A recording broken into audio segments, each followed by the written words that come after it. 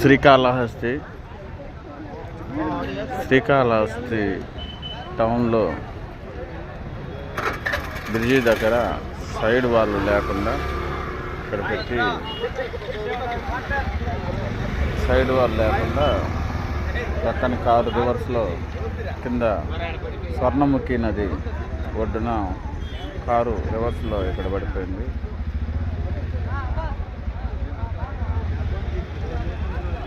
స్వల్ప గాయాలతో బయటపడింది.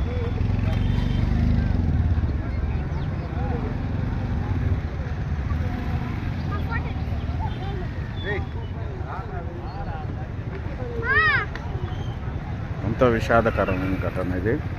ఇలాంటి ఘటనలన్నీ కూడా పునరావృతం కాకుండా మళ్ళీ జరగకుండా చూసుకోవాలని కోరుకుంటున్నాను.